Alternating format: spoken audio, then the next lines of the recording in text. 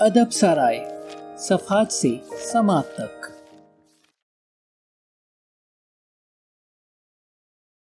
اب تک کے ساتھ اور تعاون کا شکریہ، مزید تعاون کے منتظر۔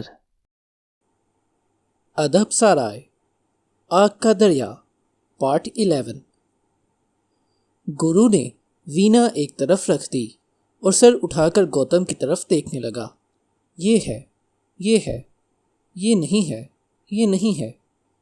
ہاں، گوتم نے جواب دیا۔ قید کی حالت میں آنند مایا سب سے بڑی مسرت ہے جو جیو حاصل کر سکتا ہے، گرو نے کہا۔ آنند مایا سب سے بڑی مسرت ہے، گوتم نے دہرایا۔ مقید روحوں کے لیے پرکھوں کی راہ موجود ہے، وہ جسے بار بار جنم لینا ہے۔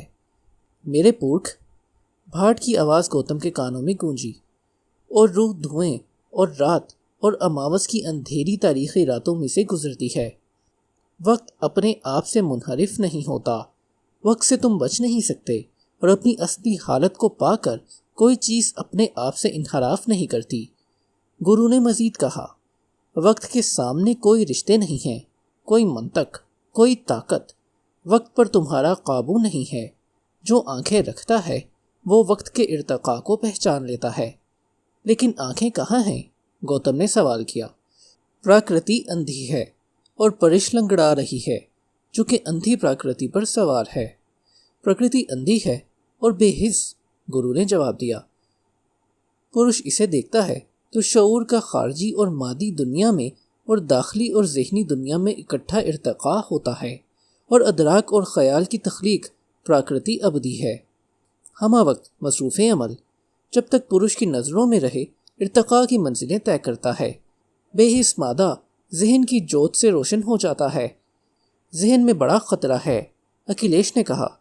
ویدانت میں لکھا ہے، گیان نیکی اور بدی سے زیادہ اہم ہے، کیونکہ خیر و شر مایا میں شامل ہیں، اور گیان مایا سے نجات دلاتا ہے۔ میں گیان سے عاجز آ چکا ہوں، گرو نے کہا۔ ادراک انانیت کے بغیر کام نہیں کرتا، لہٰذا دنیا کو خارجی اور عملی میں تقسیم کرنا ضروری ہے۔ یہ میں ہوں، یہ باقی دوسری چیزیں ہیں۔ برہما ایک ہے، جیو آتمائیں بہت سی ہیں، جو کچھ ہے وہ اس کا نتیجہ ہے۔ ہم اپنے حسیات کی وجہ سے نہیں ہیں۔ پراکرتی رقاصہ ہے، پرش اسے دیکھ رہا ہے۔ جب وہ اس کی طرف سے آنکھیں اٹھا لیتا ہے تو وہ بھی اسے نہیں دیکھتی، کیونکہ دوسرے پرش اسے دیکھ رہے ہیں۔ بالآخر وہ ان پرشوں کو آزادی عطا کر دیتی ہے۔ پرش باہر اندھیری رات میں آ کر آزاد ہو جاتا ہے۔ لیکن دکھ کون سہتا ہے، پرش یا اس کی پراکرتی؟ گوتم نے سوال کیا۔ دکھ کا تعلق پراکرتی سے ہے، مقید زندگی کا حساس بذات خود تکلیف ہے، گرو نے جواب دیا۔ ویدانت والے کہتے ہیں کہ پرش ایک ہے، ایکم است، اکھلیش نے پوچھا۔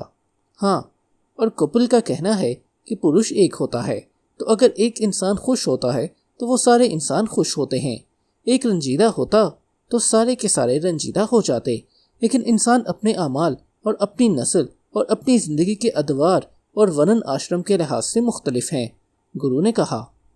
بھگوت گیتا میں شری کرشن نے کہا کہ پراکرتی کے گن اعمال پر اثر انداز ہوتے ہیں، لیکن خود ہی یہ سمجھتی ہے کہ یہ میں ہوں، اکھلیش نے کہا۔ اور شاکیہ منی نے پوچھا ہے کہ کوئی محدود خودی ہے بھی یا نہیں؟ ممکن ہے یہ سب احساس کی مختلف کیفیتیں ہوں، گوتم نے دل میں سوچا۔ پراکرتی کے 3 گن ہیں، نیکی، شدت اور تاریکی، گرو نے کہا۔ گوتم آہستہ سے اٹھا اور جھونپڑے سے باہر نکل آیا اور دوبارہ ندی کی سمت چل دیا۔ کچھ دیر قبل جس طرح بھاٹ کی آواز نے اس کا تعاقب کیا تھا، اب گرو اور اکھلیش کی مدھم آوازیں اس کا پیچھا کرتی رہیں۔ ستکاریہ وار، اودیا، مایا، شکتی، پرکرتی، پرکرتی کے گن۔ ندی کے کنارے پہنچ کر اس نے خود کو ٹھنڈی گھاس پر گرا دیا۔ اپنشد میں لکھا تھا کہ جس کو اپنی آتما کی تمنا ہے، اس کے لیے باپ باپ نہیں، ماں ماں نہیں، دنیا دنیا نہیں، دیوتا دیوتا نہیں، چور چور نہیں، قاتل قاتل نہیں۔ اس کو نیکی اور بد کی فکر نہیں ہے، کیونکہ وہ دل کے سارے رنجوں پر فتح پا چکتا ہے۔ گوتم نیلمبر اب 24 سال کا ہو چکا تھا۔ اتنی مدت میں پہلے وہ سوفستائی بنا، پھر اس نے شیو کی پوجا کی، ہری کا بھگوت بنا۔ کپل کی نظروں پر اس نے بسیط شرحیں لکھی۔ اس نے اپنے ہم نام فلسفی گوتم کا مطالعہ کیا، جس نے برہمنوں کے مذہب کے قوانین بنائے تھے اور وقت کے مسئلے پر سوچ بچار کیا تھا۔ ہری شنکر سے ملنے کے بعد اسے گوتم سدھارتھ سے دلچسپی پیدا ہو چکی تھی، لیکن ابھی تک وہ اس دیش کی ازلی اور ابدی سوچنے اور کھوجنے والی روح تھی، جو کہ کبھی اور کسی جگہ مطمئن نہ ہوتی تھی، جو برابر اس سوال کے جواب کی تلاش میں مصروف تھی کہ ہم کس طرح جانیں۔ وہ مدتوں سے اس کھوج میں تھا، ہم کس طرح جانیں یہ سب کیا ہے۔ وہ سہما ہوا گھاس پر لیٹا رہا۔ پچھلے پہر کی مدھم چاندنی سائیں سائیں کرتی تھی۔ لیٹے لیٹے آہستہ آہستہ اس کا ذہن صفر کے نقطے تک پہنچ گیا۔ پھر اس نے اپنے آپ کو ان گنت حصوں میں تقسیم کر دیا۔ بہت سے گوتم جو بول رہے تھے، گا رہے تھے، لکھ رہے تھے، قہقہے لگا کر ہنس رہے تھے، اداس سے اچنبھے میں تھے۔ اسے اور زیادہ ڈر لگا۔ گرو کی آنکھوں میں اسے وہ خود نظر آیا جو کہ چراغ کی روشنی میں اسے گھور رہی تھیں، اور بالوں کی سفید جٹائیں اس کے کندھوں پر بکھری تھیں۔ اکھلیش کا مسکراتا چہرہ، بازار کے لوگوں کی شکلیں، نوکیلی مونچھوں والے پرسکون چہرے والے بھکشو، چندی آنکھوں والے پہاڑی، ان سب میں اسے اپنا آپ نظر آیا اور اسے اور زیادہ ڈر لگا۔ آج کل اس قدر خوف زدہ تھا کہ اس کا دل چاہتا تھا کہ کسی ویران مندر کے تاریک گربھ گرہ میں چھپ جائے اور اندر سے کنڈی چڑھا لے۔ گربھ گرہ کے خیال پر اسے چنڈی کی بھیانک مورتی یاد آئی جس نے اسے سرجو کے کنارے ڈرایا تھا۔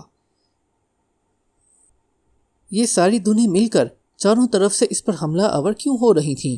سب اس کے خلاف ایک لشکر تیار کر رہے تھے۔ اس لشکر میں وہ گھاٹ والی لڑکی شامل تھی، ہری شنکر شامل تھا، گرو پرشوتم اور سارے نئے اور پرانے حکماں شامل تھے، خدا کا تصور شامل تھا۔ اس نے آنکھیں بند کر لیں اور کوشش کر کے اپنے ذہن کو ماں سوا سے عاری کرنا چاہا۔ اس نے سوچا کاش وہ کم از کم یوگا کا ہی ماہر ہوتا، کاش ایک لطیف سا خلا اس کے ذہن میں آ کر کہیں سے بھر جاتا۔ آخر اس کا کیا قصور ہے؟ اس نے تو ہمیشہ جاننے کی کوشش کی ہے۔ اسے وقت سے نہیں ڈرنا چاہیے۔ وقت کے راستے سے ہٹ کر وہ ایک طرف سڑک کے کنارے بیٹھ گیا۔ تھکے ہوئے آرام کے احساس کے ساتھ اس نے آنکھیں بند کر لیں۔ اس نے سوچا جیسے وہ زمان و مکان سے آزاد بہار کے بادلوں کی طرح اوپر اٹھتا جا رہا ہے، چاروں اور خلا ہے، اور اس میں ہمیشہ کی طرح صرف وہ تنہا موجود ہے۔ دنیا کا ازلی اور ابدی انسان، تھکا ہوا، شکست خوردہ، بشاش، پر امید، رنجیدہ انسان جو خدا میں ہے اور خدا سے الگ ہے، کائنات کا اولین ذی ہوش جسے یہ ساری چاندنی، سارے پھول، ساری ندیاں، سارا حسن دے دیا گیا ہے، اولین روشنی کا زمانہ، اور برہمنا کا سارا محل سنسان پڑا ہے۔ اس میں محض نور ہے جو پرش ہے اور اکیلا ہے۔ اس اولین انسان نے آنکھیں کھول کر چاروں اور نظریں دوڑائیں، اور اس نے دیکھا کہ چاروں اور دور دور تک بستیاں جگمگا اٹھی ہیں اور کھیتوں میں سرسوں لہراتی ہے، اور اود گاتری برہمن ست تانتو ساز کے 100 تار چھیڑ کر سام وید کے گیت گا رہے تھے، اور اندر رمجھم برس رہی ہے۔ باغوں کا نوجوان خدا اندر لڑکیوں کی چیزیاں اپنے بھور سے بھگوئے ڈالتا ہے۔